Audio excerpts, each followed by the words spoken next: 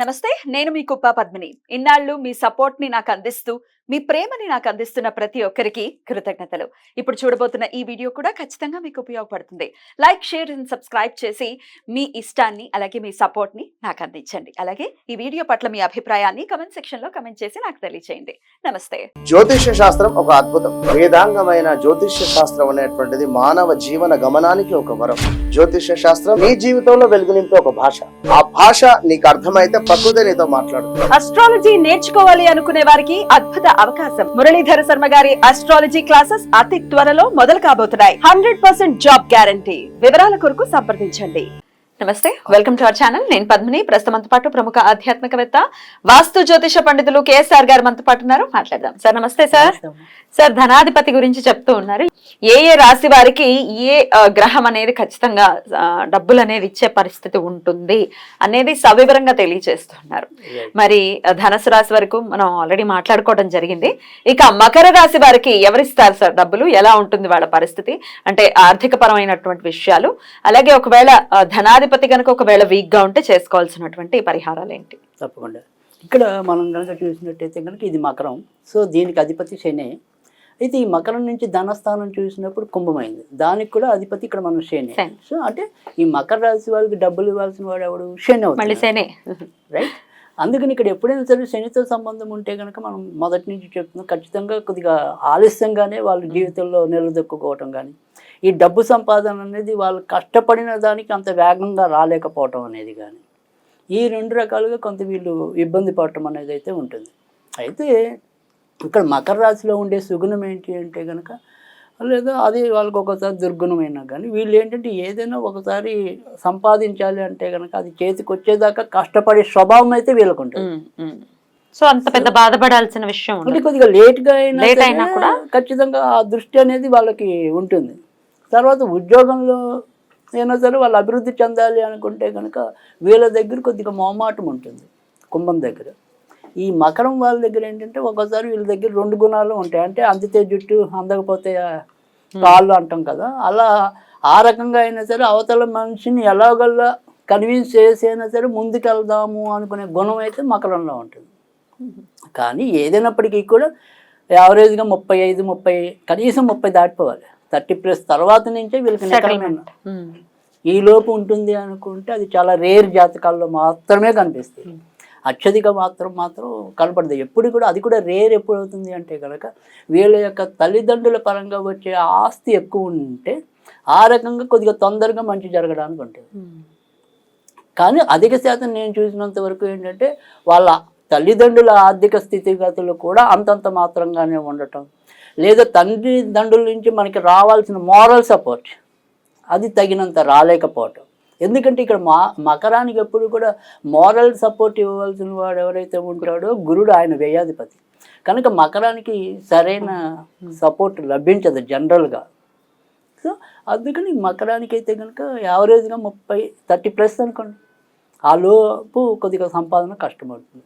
తర్వాత రెండోది వచ్చేప్పుడు ఏంటంటే ఇక్కడ ఇది ఏదైతే శని అనేది ఉంటో తులలో ఉన్నప్పుడు చాలా సంపాదన ఇంకా ఎక్కువ ఉండడానికి ఉంటుంది.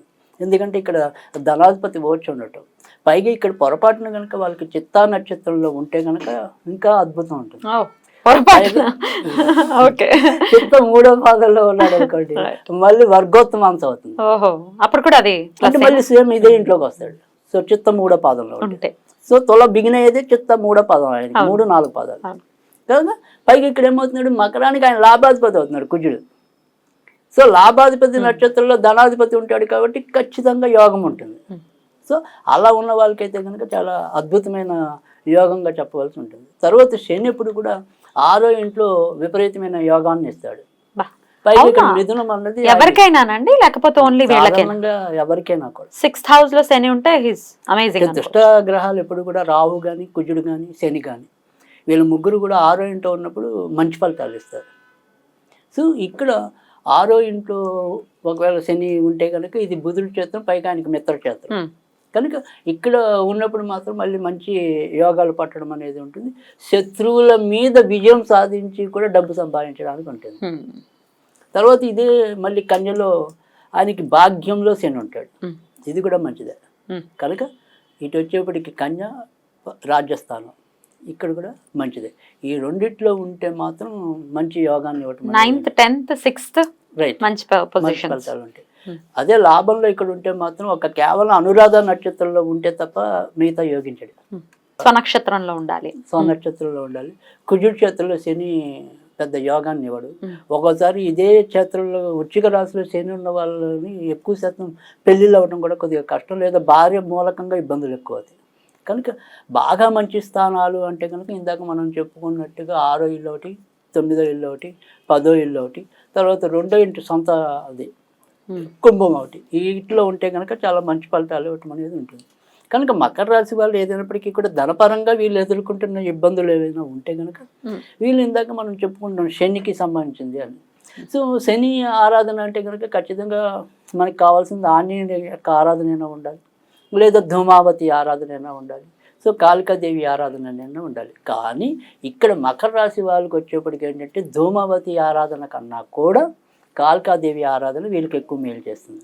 రైట్, కాళిక ఆరాధన చేసుకోవాలి శని భగవానుడి ప్రీతి కొరకు. రైట్. అయితే ఒకసారి శుక్ర ఇళ్లలో ఉంటే కూడా, అంటే తులా చెప్పారు, ఇప్పుడు మేషరాశిలో ఆయన నీచపడతారు కాబట్టి మేషరాశిలో ఒకవేళ శని ఉన్నా, వృషభ రాశిలో శని ఉన్నా ఎలాంటి వృషభ రాశిలో శని ఉంటే మేషంలో అసలు ఎలాగో నీచడం అంత మంచి ఫలితాలు కూడా ఉండవు. పైగా రెండోది ఏంటంటే అక్కడ కూడా మళ్ళీ భార్య భర్తల మధ్య చికాకులు ఉండటం అనేది, తర్వాత ఇల్లులు ఇలాంటివి ఏమైనా తీసుకుంటే నష్టపోవటాలు ఇలాంటివి కూడా ఉంటాయి. అంటే మనకి గృహ సంబంధించిన విషయాల ద్వారా నష్టం వాటిల్లే పరిస్థితి మేషంలో ఉంటుంది. సో మేషంలో ఎప్పుడు లాభం ఉంటుంది అంటే కనుక ఇక్కడ భరణి నక్షత్రం 3వ పాదంలో ఉన్నప్పుడు అది నవాంశంలోకి వచ్చేప్పుడు గోచలోకి వస్తుంది. సో భరణి 3వ పాదంలో ఉండాలి. అప్పుడు కొంత భరణిలో ఉన్న పర్వాలేదు. ఇంకా అశ్విని కానీ కృత్తిక కానీ అసలు సరిపడని నక్షత్రం.